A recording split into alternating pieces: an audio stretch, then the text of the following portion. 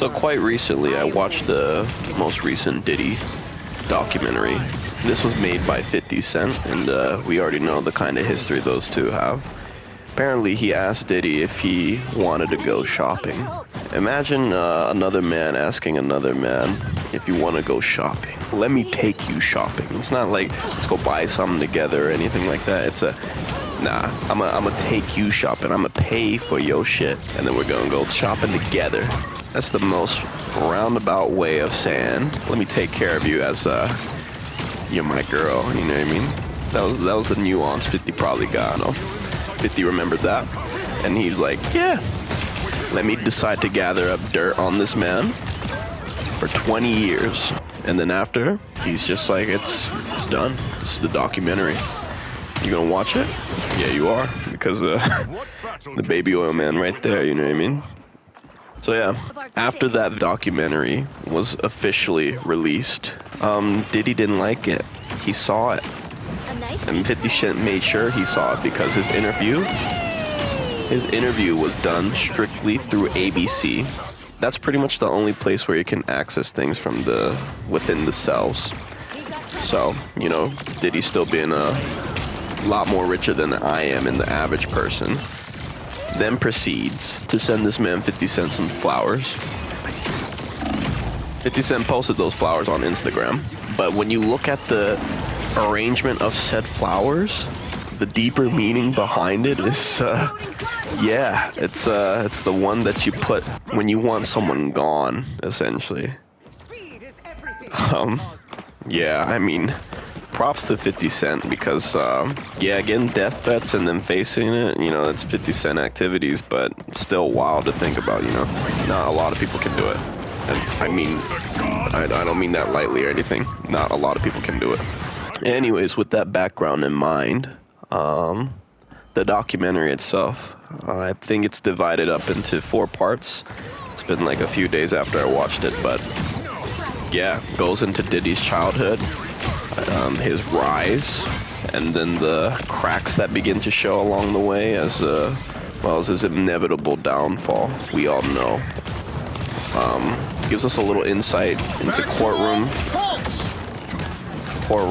and then just an all-encompassing movie, essentially, or documentary series. Imagine all those rumors and stuff about Tupac and Biggie as a kid. You know, you hear that, and then when you hear by name the person who killed Tupac, you know what I mean? Put the hit. And the whole experience pretty much just revealed that, you know, P. Diddy has a lot of layers to him. He was involved in a lot of things in the industry. He affected a lot of people in both positive and negative ways. He had a best friend. Nah, best friend don't mean nothing. Childhood friend. I'll give you some of my stake in my company. I ain't gonna give it back to you once you give it to me. After I forcefully take it from you. You'll need a top-notch team to That's, win this one. You know, imagine growing up with someone like that, you know what I mean? Someone you thought was your best friend, but just took everything from you. It's wild, you know? I'm not going to talk too much about his childhood because, you know, he seemed like he had his own trials and tribulations, but he seems well off. His mom probably took care of him.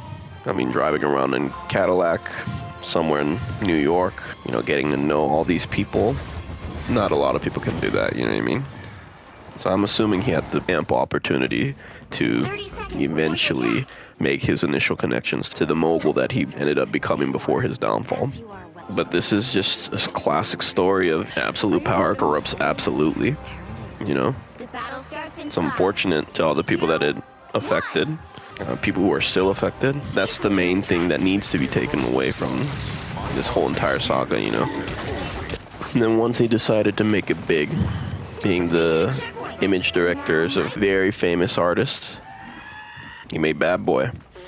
And he was a bad boy indeed, you know what I mean? He lived up to the name, all things considered. Tainted him. It's just unfortunate, you know.